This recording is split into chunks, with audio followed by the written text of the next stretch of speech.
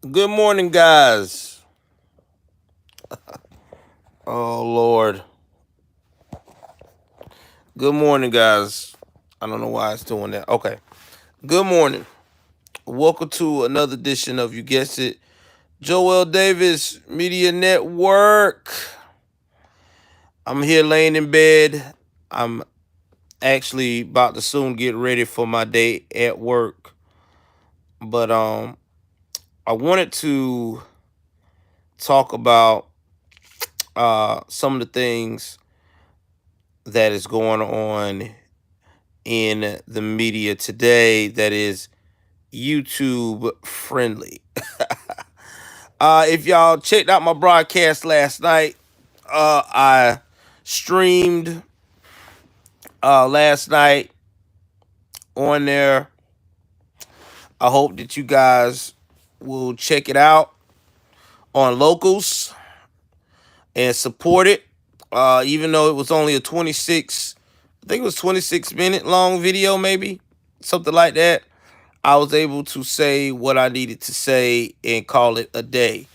Hopefully, I can actually do more with locals in the future and not be a little longer. So I want to talk about the Angel Reese and Caitlin Clark and Jill Biden drama. Now, if you isn't familiar with this drama, congratulations to the girls' LSU basketball team. They won.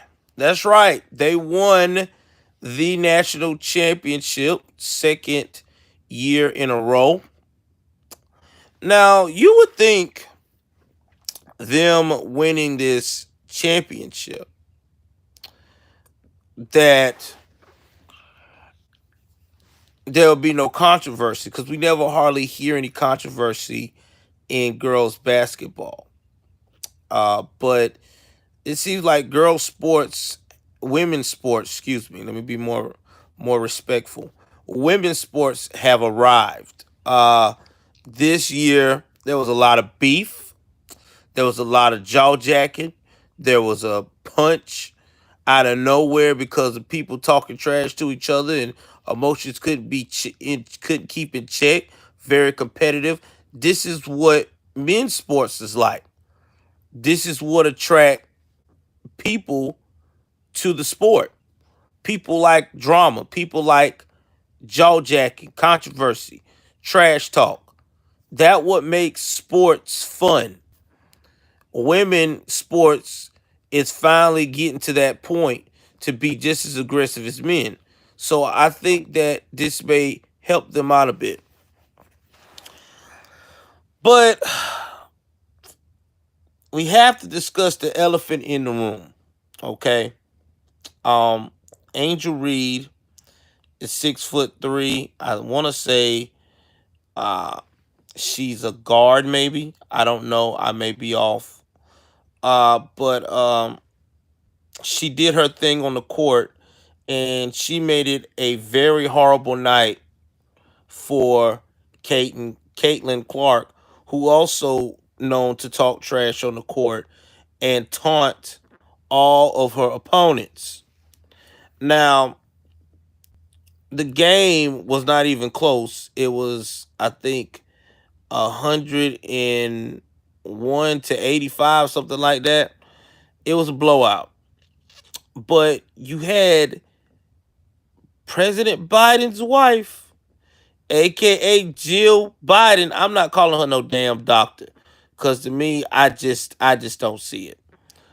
Had a nerve to say I was so impressed by this game, and that I have to admit, I'm not taking anything away from LSU, but Iowa did a very good job. That I want to bring Iowa. I'm going to ask Joe to have Iowa and LSU to come to the White House. Pause. Now, a lot of people are saying A lot of people are saying this is racial, okay? And a lot of people are saying it's not. I mean, I got some of my conservative colleagues that says, "Hey, man, I don't think it's racial. I think it was her trying to be more sportsmanship or it, okay." This is my personal opinion. We already know that this is what we try to warn people about the liberals, especially in the community. Liberals are the most racist people on the planet. History ain't gonna lie. Why would you think, of all people, that she would have said that that group needed to come to the White House? Have you ever heard of liberals? If the shoe was reversed, do you think these liberals would have been saying LSU to come to the White House? Hell to the nah.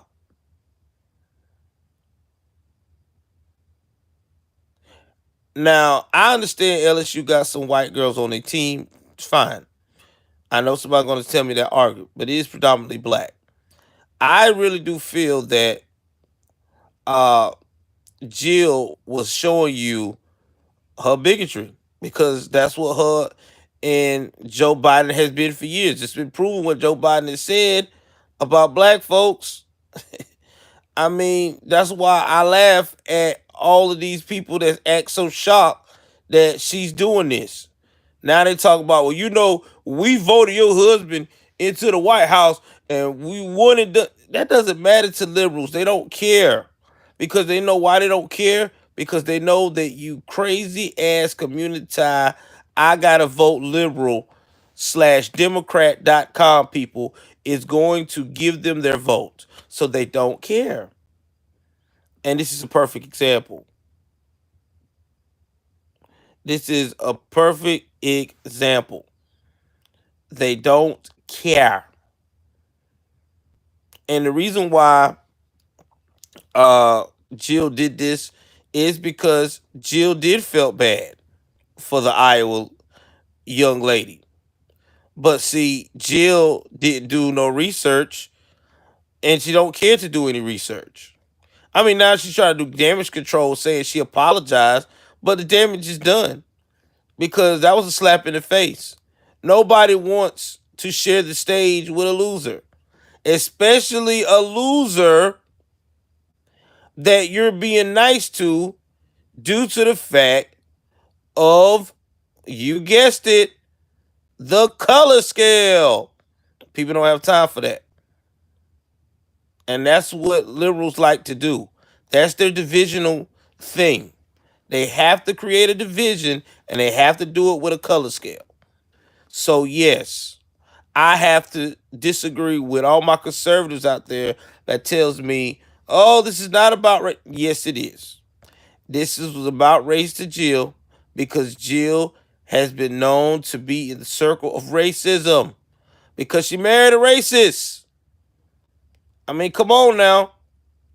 The Bidens are some of the most racist people you can expect. Moving right along. Congratulations to Chicago for once again trading one progressive fuck up for another as mayor, Brandon Johnson. They think that Brandon Johnson now is going to come in and do better than Lori Lightfoot. I hate to say it, I don't see it. He's backed by the wrong people.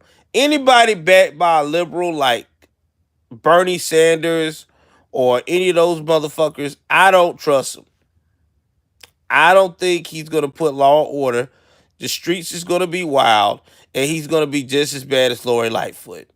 Only way you going to fix Chicago up until Chicago gets their head out their ass and accept the conservative way of life.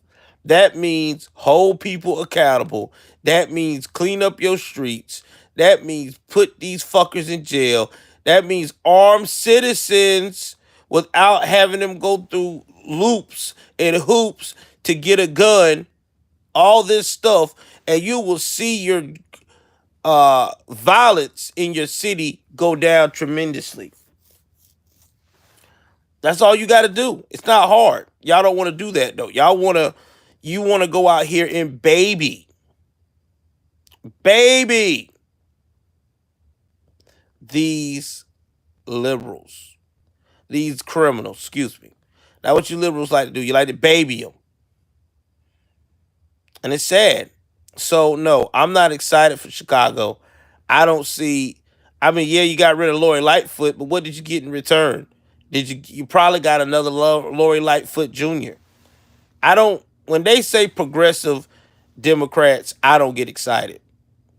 Only time I get excited for a liberal taking over a city, unless it's a blue dog liberal. Because I know it's got a little bit of conservatism inside of them.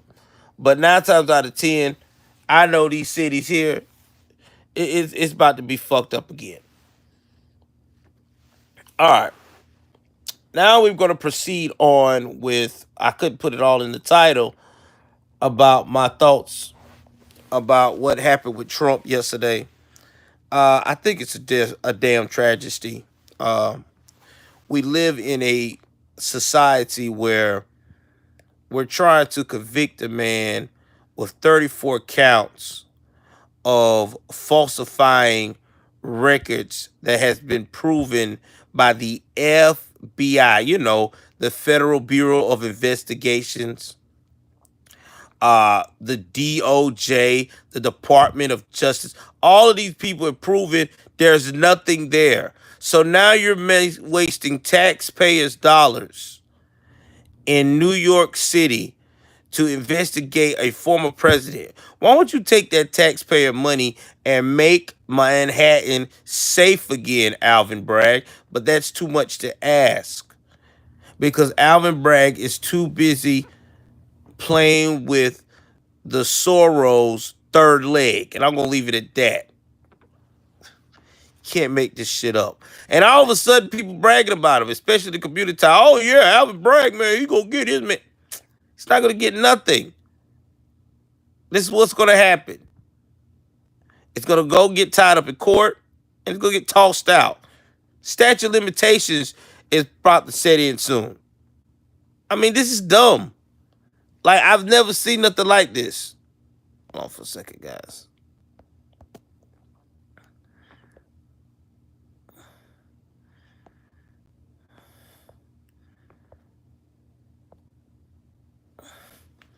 I just wish that a lot of these progressive DAs, and they call themselves, will progressively pay attention to what the fuck is going on in their community when it comes to crime. Why can't they do that in laws and things of that nature? It's always some bullshit. Things that doesn't make any sense. But hey, it's where we live in, right? Now, hold on. Let me see if I can get this right here, guys. My phone is acting up this morning, guys. Hold on. All right. So, I also want to talk about this woke, called these corporations going woke. I did some research, and it's going to shock you about why these companies all of a sudden are going woke. And what's hilarious is that all of these wokians is not paying attention that they're getting played by the corporate machine. So y'all know that Anheuser-Busch has officially become a part of the Rainbow Coalition of bullshit that's going on in this country. And because of that, they defended their right. They said, well, we have every right to do this. We're trying to make our product, all the progressive words that they like to use when they make a stupid ass move. Now, I've told you again and again my thoughts on it. If you really want to know my real deep, unrated thoughts, again, go over to locals because I'm really spewing that shit over there like a G. But the reason why these companies are going woke is because, number one, going woke saves money for the company. Now, I know you probably say, wait a minute, Joe, remember what we said, you go woke, go broke. True. You go woke, you can go broke if your market is a part of the traditional American culture. But if you play your cards right going woke and you got like a market that extends farther than the traditional American market, you can actually make more money. And this is how that happens. Because while I'm going woke in my company, I do not have to market as hard for my product because I got all these Wokians marketing for me. That's number one. Second thing, I don't have to pay you fuckers any more money because I created a safe space. You get what I'm saying with this? A lot of these companies doing this because if I create this safe space, I'm inclusive, all those magical words that these Wokians love to use, you're going to focus on just that. You're not going to worry about the trying to live part. Because in your mind, you're going to be like, I want to stay with this company here and take less money and be cool with it because they're inclusive. They got a safe space. They're this, they're that. So that's another reason why they do it. 9 times out of 10, these CEOs that take over are also woke. They believe in that woke shit. They breathe it. So they try to promote that culture. Okay? So right there, you see where I'm going with this. Then when they go international with this shit, they can actually go out here and thrive by getting immigrants. That's right. Here you go. Now you see why the border is wide open and nobody giving a fuck. I could take little Jimmy, who's an immigrant, and place him in my woke company and not hardly pay him anything contrary to a actual U.S. citizen because he's not on paper. He's basically a immigrant, and I could make him do more shit for less. So that is why these companies are going woke. Don't let this shit fool you. This ain't no, oh my God, I'm doing this because we believe in the culture. No, this is a money-making system. Look the shit up. It's a money-making system. That's why a lot of these companies are flying to go in this direction. Sad but true. That's why you see a lot of your content creators flipping from being a conservative to being on the money-making bullshit system, being woke. I ain't got time for it. That's my personal opinion, though. But anyway, I just wanted to reach out to you guys to tell y'all about the locals. Tonight we will stream on Rumble. We'll talk about some more stuff going on, especially in Philadelphia. They got a major problem going on right now with squatters. I don't know if anybody that follow me that rents out property or rents out property near that area. You may want to hear this documentary on this a little bit because of what they're dealing with and the usual crime news. Now, this will all be on Rumble and YouTube, so check me out both places tonight. I just want to tell you I love you guys. Thank you for supporting me once again. I'm finna take my black ass and lay back down. I'm out.